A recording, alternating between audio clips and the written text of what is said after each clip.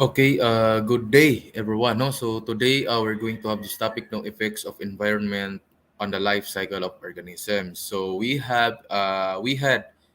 discussed, we had tackled this topic, no, the first part of this last time, no. So now we will proceed to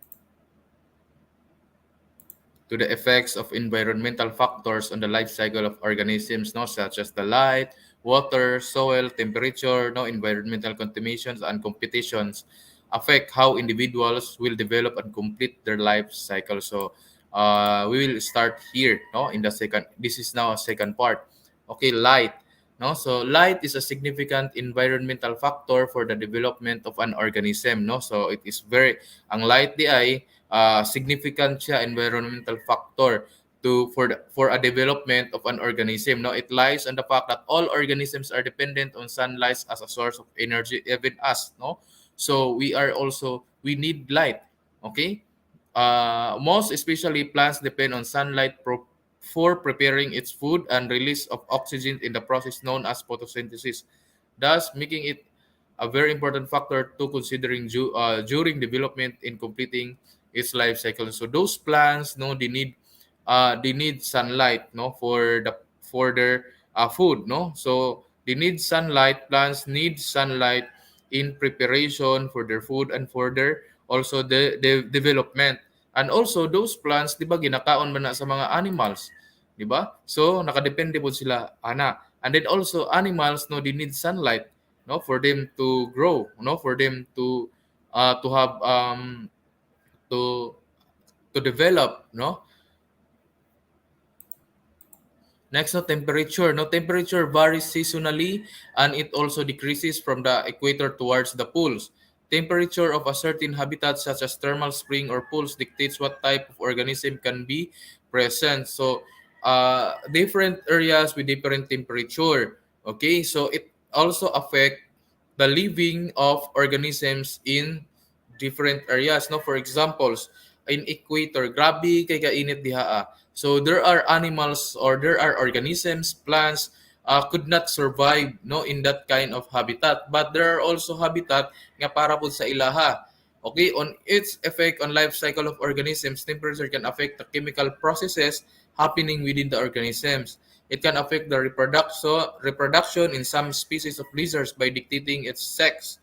For plants, temperature can control the rate of photosynthesis by affecting water loss. So kung grabe ka init, magka-water loss ang uban, no, ang mga tanom. But there are also like cactus, di ba? So they could survive, no, bisan pag taas kayong init, taas kayo ang temperature or unsa ka init, no? Water, no? So another is water, no? Life on earth originated in water. So ang kinabuhi diri sa kalibutan nag-originate sa water. The productivity and distribution of plants is highly dependent on water. Okay, ang mga plants, ang mga tanom nagdepende na sila sa water. Okay? For fishes, the presence of water and its temperature can create alternation on the rate of growth. Also, the presence of salt in the water limit the type of organisms who could complete its life cycle within that environment. So, na yung mga salt water.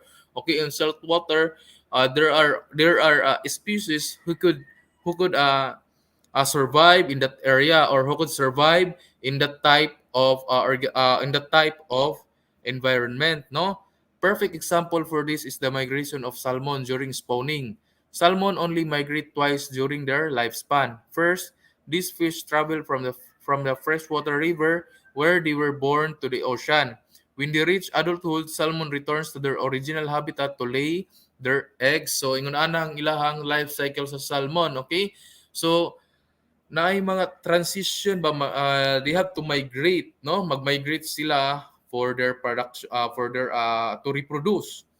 Completion of life cycle of organisms in a certain habitat depend on their tolerance of water temperature, amount of salt presence, and the acidity of alkalinity of the water. Now, freshwater animals cannot live in sea and water and vice versa.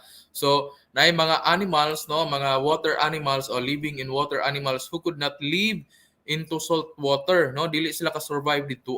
And then there are also animals species, no, nga moadto dito sa freshwater, no, they could not survive or they could not stay longer. So vice versa lang sila. Okay?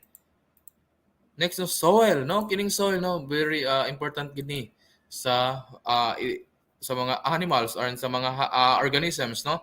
Sa life cycle nila. The soil is important for sustaining nutrients and other minerals to the plants. Yes, no? Because plants are planted on soil, no? So, ginaplant na sila sa soil, no? They grow in soil, no? This serves as one of the primary requirements for the growth and development of terrestrial plants. Without this component, photosynthesis and other processes in plants will not continue. So if there's no soil, wala po'y plants nga wala yung mga plants, di ba? Or if the soil is not good, no, probably in that area there will be limited numbers of plants and organisms, no? In animals, grazers highly dependent on soil for nutrition, no? Ruminants like cattle and horses depends on grasses for food, no? Yes. No, most importantly, life cycle of soil organisms like worms and centipedes takes place in soil. Without this habitat, these organisms might not be able to continue its existence, no? So without soil, no, other animals would not able to exist, no? Because unsa may kuan no sa mga tanom, sa mga plants, no, because some of the animals are dependent on plants, di ba? Characteristics of the soil that could affect life cycle of organisms are water holding capacity, soil composition, grain size and aggregation, no. These characteristics determine which type of plants that can grow in a particular habitat, and the habitat and the type of animals that feed on them. No, for the case of aquatic environment, the bottom portion of lakes and oceans contains soil that determine the type of animals that can live there.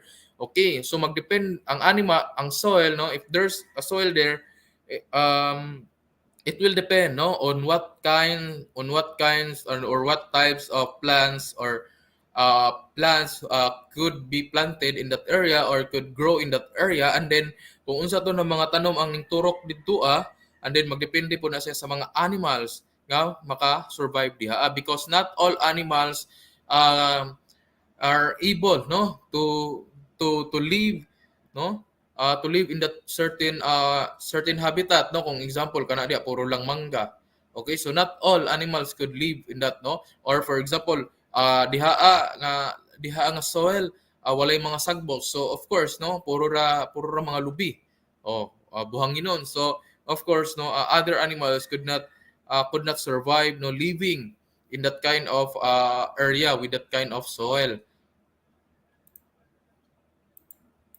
Next, no, environmental contaminants. So this is a very interesting for us. Ano? Sa ato ata na no, environmental contaminants, no, human activities can harm and destroy the environment, no? Kanang mga activities sa mga tao, di ba? Kanang mga pabrika, mga barko, no, mga activities, no, transporting goods, no. The presence of several environmental contaminants such as pesticides, fertilizers, and other chemicals can also cause harmful effects to organisms, no. Yes, no, kanang paggamit nato sa farm. Okay, for example, in farming or even sa itong mga balay, di ba? In farming, no, gamit og mga chemicals, no, improper use of chemicals and other chemical base that is being used that are being used, or mga chemicals that are used in agriculture or in industries, and then throwing it anywhere, no, bisag asa lang ipanglabog sa mga dagat, paglabay nato sa mga basura bisag asa, no. In developing plant and animals including humans, our exposure to these compounds can cause alteration in the development of these organisms. Structural changes or disease can happen that inhibit successful completion of life cycle in organisms. So pwede gid siya mahimo gig problem, no, to the population, no, to the life cycle of animals, no. Labi na ng kanang mga improper use, improper utilizations, di ba, kanang mga aso, kanang mga chemicals. It could affect our health, and it could also affect the animals. Okay, the effect of contaminants is not limited to terrestrial habitats. Runoff carries traces of pesticides and fertilizers into bodies of water, while wind can this to other fields, no, grazing areas and settlement areas that could potentially cause failure in succession of other species. So Ang kanang pagka-contaminate is not just sa mga terrestrial habitats, no, sa mga bukid-bukid, but also in water and also sa hangin, di ba? Di ba mo bitaw nang na mga flu. Okay, magka-flu bird flu, no? Because sa turot hangin, and then kana siya ang cause ana mga tambal, no, or mga chemicals, di ba? Or daghay na nga matay ng mga animals tungod lang sa chemicals nga wala na manage ug maayo, so nalanghap sa mga animals or sa atua po no makaapekto po na sa atua. Okay, over time, repeated application of these contaminants increases resistance of pests and pathogens. So, yes, no? So, that's why, kanang pag sige nimo og maura gyapon ang ginagamit sa tao, no? Using pesticides, fertilizers. So, paggamit og too much fertilizer sa soil, it could cause, no? It could damage the soil, no? And then also, paglabay sa mga basura, no? Okay, competition, no, it occurs when the resources in the environment are limited. No, when one organism takes a certain resource, the other does not. No, plants and animals compete for space in a habitat. For example, in forest, short trees compete for sunlight with tall trees. Because of this, short trees have shorter lifespan and tall trees. So, na yung mga competitions no sa plants. Okay, sa mga plants, sa mga trees. Okay, if you go to terrestrial areas, no, for example, no, if you go to bukid, di ba, not all trees there have the same sizes. Na yung mga gagmay, na yung mga dagko. Okay, katong mga gagmay mato siya ang makuan, no, maabot sa mga grass, no, mga animals that eat grasses. Okay, mo to sila ang una nga mapudpod, no, kay gagmay man sila because they are competing for sunlight.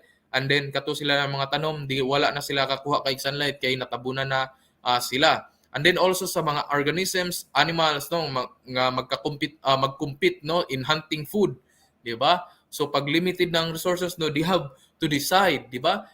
Kinahanglan mahimo siya og prey, ang uban mahimo og prey, no, mahimo og pagkaon sa uban, no, labi na ng mga bigger sizes na mga animals. So mao na siya ang competition, no, they have to compete for them to survive. Okay, so these are the key points. Okay, so it is there. Okay, so let's proceed to the question and answer. Now, what happens to the population of living things if basic resources are lacking? So, it decreases. So, mugamay, mo down ang ilahang numbers. So, that's why there are animals nga limited na lang sila karon, no? So, paano lang sila karon, no? Kanang gamay na lang ang ilahang numbers. Next, no, how human activities harm and destroy the environment. Okay, improper using of chemicals such as fertilizers, pesticides, and others. Okay, what is the direct effect of natural disasters on the life cycle of plants and animals? Okay, they lost their habitat. No, kana bitong naibagyo nga moabot, no, typhoon. Okay, di ba ang epekto na mabungkag tanan, no? Mabungkag ang mabungkag or mga lukat kato mga lukat maganda ng mga balay uban, no, labi na ng kanang kusog na bagyo. So it could lose their habitat, it could damage their habitat, no, pwede malampurnas ang mga habitat sa animals. Okay, it occurs when the resources in the environment are limited. So competition, no, pag limited na lang ang resources in that area or in that environment, so probably there will be a competition. Okay, o ang animals, so kinahanglan, kinahanglan i-catch ko ni kini, pray na nako ni siya, ako gini siyang kaunon gyud, no, ako gini siyang i-hunt ko gini siya nga animal, no. So kana siya, no, nanay competition. Okay, mag-compete na sila sa space, mag-compete na sila sa food, no. This serves as one of the primary requirements for the growth and development of terrestrial plants. No, ang pinaka-required gidana niya is the soil. Okay, next, no, how will you describe limiting factors? So, limiting factors, no, those things that could inhibit increase in population of organisms. It means, no, inhibit, no, it could affect or it could limit the increase of population of organisms. So, maapektuhan ang pagdaghan sa mga animals, no, for example, a species, no, maapektuhan ang ilahang reproduction. Next, no, a significant environmental factor for the development of an organism. So, ang light, no, ang pinaka-significant, no. How to protect the habitat of animals? So, how to protect the habitat of animals? So, by using proper methods in utilizing chemical-based products and other activities that could harm and destroy the environment. So, proper methods, no, proper utilization of chemical-based products, and proper and applying no proper method in the activities, no.